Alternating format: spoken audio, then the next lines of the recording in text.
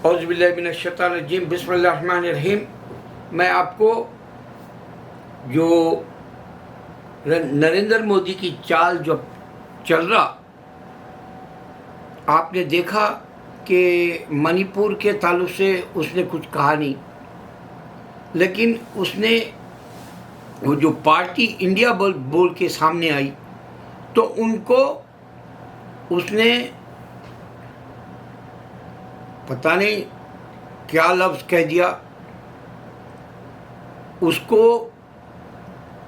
सिर्फ और सिर्फ फिर से हुकूमत हाथ में लेने की या आरएसएस या बीजेपी को हवस है कि ये 2024 का इलेक्शन हम फिर से जीत जाए। सबसे बड़ी बात, लोगों को ईवीएम का तो मालूम है, एक दूसरा बंगाल मालूम है, आम पार्टी दिल्ली मालूम है, पंजाब मालूम है, तेलंगाना मालूम है, महाराष्ट्र मालूम है। तो इस तरह से वो मणिपुर का हिस्सा अभी मिजोरम गया तो पूरा मिजोरम बाहर आ गया सड़कों पे। ये इंसानियत को ख़त्म कर देने वाला तारीख़ का वो सेकेंड वर्ल्ड वार है जो हिटलर ने यहूदियों को गैस चैम्बरों में रख के मार डाला। ये आपका मणिपुर का ये अंधेरा है कि यहाँ इंटरनेट हटा के इंसानों को मार दिए, इंसानों की आबरू छीन ली गई, नंगा कर दिया गया, बच्चियों को उनको मार डाला गया, चर्चों को जला दिया, घरों को जला दिया गया, कारोबार को जला दिया गया।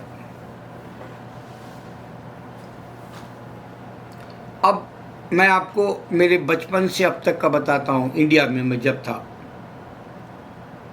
1947 में आज़ादी हुई, उसके बाद हिंदू और मुसलमान यहाँ तक के लीडर भी एक दूसरे से नफ़रत नहीं करते थे। एक दूसरे से कांग्रेस बोल के नहीं था या उसके अपोजिट बोल के नहीं था।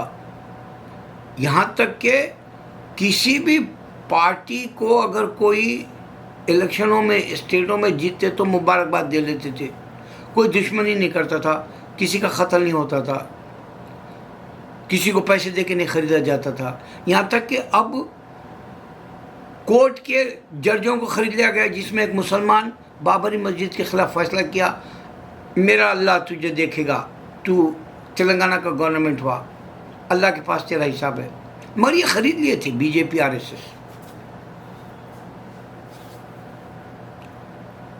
तो ये जो जुल्म हो गया, इसमें एक मोदी है सीएम जो 2002 में अमेरिका आना चाह रहा था लेक्चर देने, मेडिसिन कॉलेज न्यूयॉर्क में वीज़ा अप्लाई किया, अमेरिका ने उसको रिजेक्ट किया और रीज़न बताया टेररिस्ट है बोल के।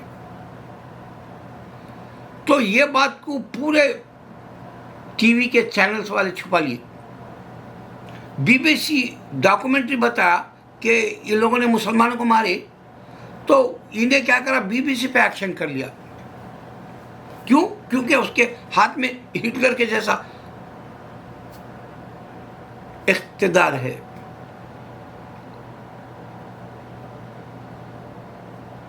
तो जिसकी लाठी उसकी भैंस बोले सा चल रहा अब का सिचुएशन।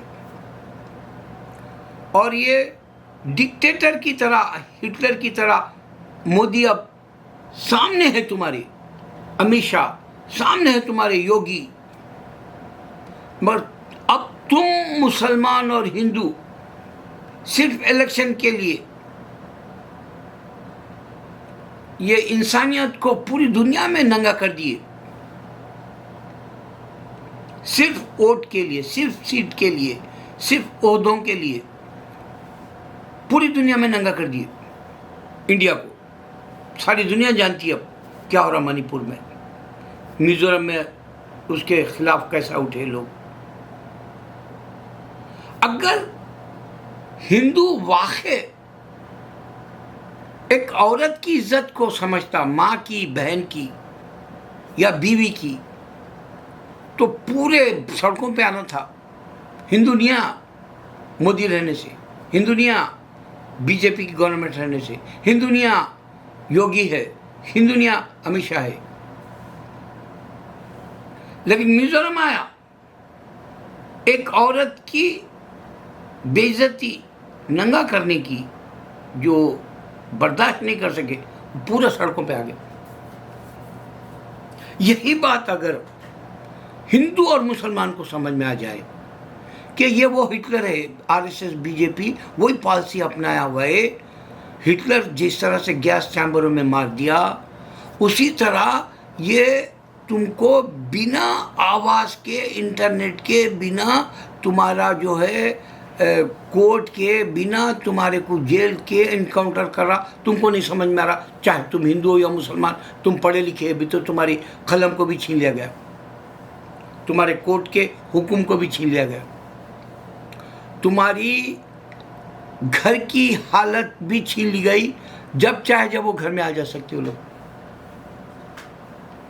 तुम महफूज नहीं हो।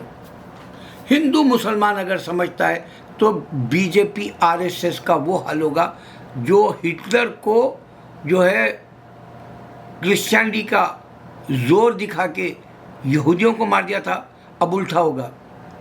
अब ये आरएसएस बीजेपी को 2024 तक भूंदेगी, हिंदू मुसलमान की पार्टी, अगर समझ में आ गया तो। अगर नहीं समझ में आता है तो रोज का रोना चलते रहेगा, इंसान नाहक मरेगा और अल्लाह ताला पूछेगा। ये एक पॉइंट के बाद मैं बात कर दे रहा हूँ। अल्लाह ताला पूछेगा, इनको मौत देगा, इनको जिंदा करेगा वहाँ, क्योंकि बोला अल्लाह जब तुम नहीं थे तो हमने पैदा किया, तो मौत के बाद फिर जिंदा करेगा।